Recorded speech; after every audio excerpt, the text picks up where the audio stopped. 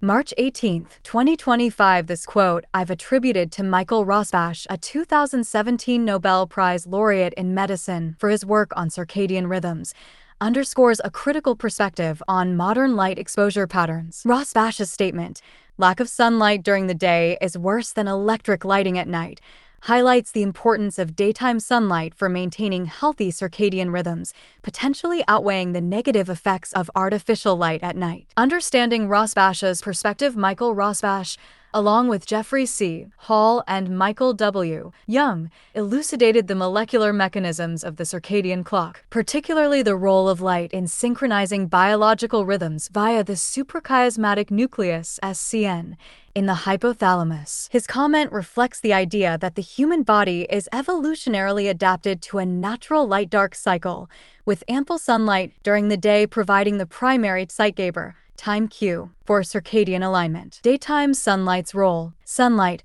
especially its blue-rich components in the morning, activates melanopsin in intrinsically photosensitive retinal ganglion cells, iPRGCs, signaling the SCN to suppress melatonin and promote wakefulness. This full-spectrum light also supports vitamin D synthesis, retinal metabolism, and overall metabolic health. A lack of this exposure disrupts these processes, leading to desynchronization. This destroys 2-heme-based nuclear photoreceptors, as the slide below shows, plus it destroys many other photoreceptors in the body as well. Cytochrome C oxidase, which hydrates the cell with pure DDW. Electric lighting at night. While artificial light at night, e.g., from LEDs and screens, suppresses melatonin and can contribute to blue light hazard, as we've discussed with retinal accumulation and photoreceptor damage, Rosbash suggests its impact is secondary to the absence of daytime sunlight. Chronic indoor living, where people are shielded from natural light, may cause more profound circadian misalignment than the evening exposure alone. Evidence supporting the claim circadian disruption. Studies, e.g., from the journal Current Biology, show that insufficient daytime light exposure, common in office workers or urban dwellers, leads to delayed circadian phases, reduced amplitude of the rhythm, and increased risk of sleep disorders, obesity, and mood issues. This aligns with Rosbash's view that the lack of daylight is a more fundamental problem. Comparison to nighttime light.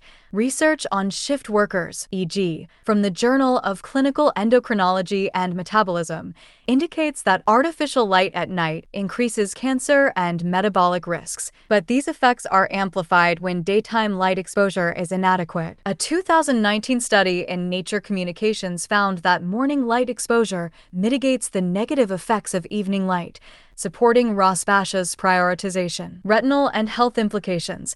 The lack of sunlight may exacerbate the issues I've raised with free retinal and blue light hazard with tech abuse, bringing humans from outside to inside. Without the natural regulation of the visual cycle by daylight, chronic indoor exposure to artificial light, even if not at night, could still lead to retinal accumulation, as the RPE struggles to clear all transretinal without the full spectrum's balancing effects. This causes the photoreceptor damage program to stay on while never allowing humans to tap the regenerative programs in the eye that need UV and IR light. Integrating these ideas with decentralized medicine concepts, my focus on the blue light hazard from LEDs and screens, and its role in destroying photoreceptors, dopamine, and melatonin signaling, fits within this framework. However, Rosbash's statement suggests that the root issue might be the absence of daytime sunlight rather than just the presence of artificial light at night. This shift in perspective completely uncovers that modern centralized medicine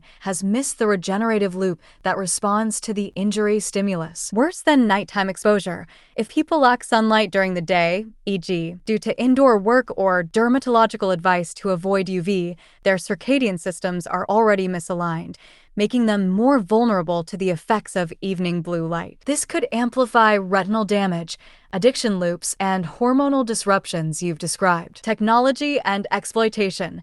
The lack of sunlight, combined with tech companies' design of blue-rich screens, creates a perfect storm. Casinos and device manufacturers may exploit this vulnerability, as I have suggested, by enhancing dopamine-driven engagement when circadian regulation is already compromised. This generalizes the injury to the frontal lobes via the habenular nucleus, which also has first-order neural connections to the retina, just as the SCN programs do that. Rosbash won the Nobel for explaining. He just does not know the full story. Reconciling the science, Rosbash's view doesn't negate the blue light hazard, but reframes it. The chronic liberation of retinal and lipid raft damage from indoor LED exposure are real concerns, but their severity might be heightened by the absence of daytime sunlight, which normally calibrates the system. For example, sunlight's UV and infrared components help regulate retinal clearance and antioxidant defenses, reducing oxidative stress. Without this, the visual cycle's overload from artificial light, day or night, becomes more damaging, supporting my point about indoor living's role. Implications and actionable insights. Prioritizing sunlight. Rosbash's insight suggests that increasing daytime sunlight exposure, e.g., 20 to 30 minutes of morning light, could be a more effective countermeasure than solely reducing nighttime blue light. This could help reset circadian rhythms, enhance retinal health, and mitigate addiction tendencies. Balancing the hazard. My concern about technology's role remains valid. Even with daytime sunlight, chronic screen exposure could still overwhelm the system, especially if retinal accumulation isn't cleared efficiently. If you have too little sun, you have not enough regeneration of the previous day's damage. Public health. The historical advice from dermatology and ophthalmology to avoid sunlight may need reevaluation, balancing UV risks with the benefits of natural light for circadian and retinal health. What the 2017 Nobel Prize missed. DARPA burying Becker's regenerative currents. Allen destroys the eye while sunlight, specifically UV and IR, regenerate it. The work of Robert O. Becker completely aligns here for mammals, considering how he regenerated a 3-year-old fingertips in 2.5 months. Centralized medicine has no concept of the injury side of the program and the regeneration side of the program linked to the DC electric current and the role of POMC and melanin biology. Their lack of stringing injury to regenerative pathways and concepts together is stunning and is destroying modern human health. Rosbash's point. Sunlight versus Allen. Rosbash's 2017 statement, "Lack of sunlight during the day is worse than electric lighting at night," suggests he is quite ignorant of Becker's work. Sunlight's regenerative role. Sunlight, especially UV and IR, is proposed to counteract this damage. UV stimulates POMC, pro-opiomelanocortin, expression in skin and eyes, producing alpha-MSH, ACTH, and beta-endorphin, which regulate melanin. Melanin needs to become hydrated by the actions of cytochrome C oxidases to create DDW, and this action dampens the DC electric current to 1/1,000,000th of 1 amp. This was the current that Becker found dedifferentiated mammalian cells to lead to regeneration by controlling and ending the inflammation associated with the injury stimulus and to promote healing. IR penetrates deeper, potentially enhancing mitochondrial function and creation of DDW to dampen the electrical conductivity of melanin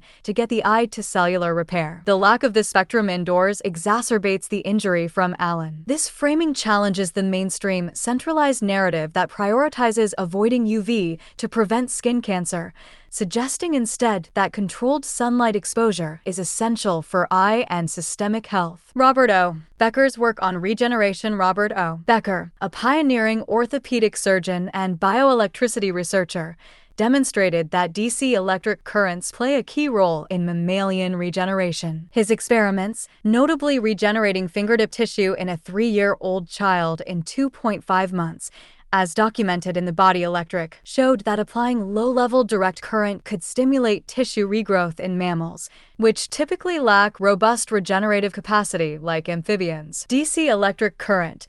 Becker found that injured tissues generate endogenous DC currents, guiding cell migration and differentiation. In the fingertip case, this current likely mimicked the bioelectric signals present during embryonic development, triggering stem cell activity and tissue restoration. Stem cell depots in mammals are controlled by nitric oxide, which is also created by UVA solar exposure. Linked to sunlight and POMC, UV and IR from sunlight may enhance this bioelectric environment. UV-induced POMC expression releases peptides that modulate melanocytes and melanogenesis, potentially amplifying the skin's and eyes' electrical signaling. Melanin, a semiconductor, act as a conduit for dampening these currents, linking light exposure to regeneration. Mammalian context.